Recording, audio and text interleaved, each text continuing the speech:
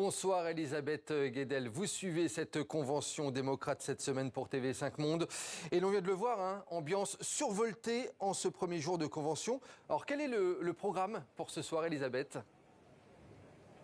Eh bien, cette deuxième soirée de convention va être marquée d'abord par la confirmation de la nomination de Kamala Harris par les plus de 4000 délégués démocrates. Alors, ils l'ont déjà fait au début du mois de façon virtuelle, mais là, ils vont le faire en personne. C'est une cérémonie très symbolique, toujours très populaire auprès des militants. Pendant ce temps-là, Kamala Harris et son colistier Tim Walz seront en campagne à 1h30 de route de Chicago, dans le nord, à Milwaukee, dans le Wisconsin, un des États clés de cette campagne.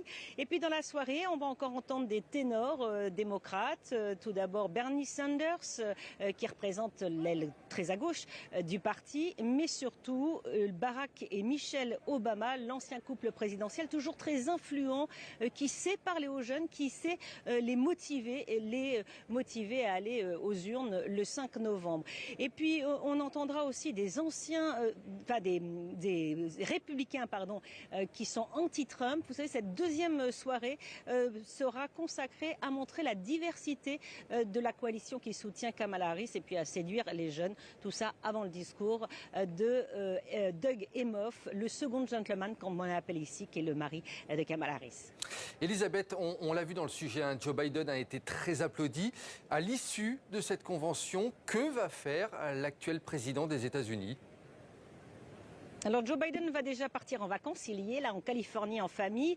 Ensuite, comme il l'a dit hier, il va être le meilleur bénévole de la campagne de Kamala Harris, c'est-à-dire qu'il va continuer durant les prochaines semaines à promouvoir la candidature de sa vice-présidente, à promouvoir ses idées, la notion de liberté très chère à Kamala Harris.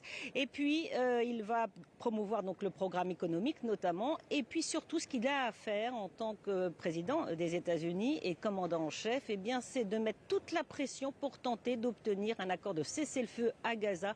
Le Proche-Orient, c'est un sujet qui pèse sur la campagne de Kamala Harris. Donc, Joe Biden continuera à travailler pour la campagne, mais cette fois dans l'ombre, ça a été surprenant, dans l'ombre de sa vice-présidente. Et voilà, l'ambiance qui monte d'un cran. Merci beaucoup, Elisabeth Guedel, accompagnée à la caméra de Fanny Chauvin. Merci à toutes les deux.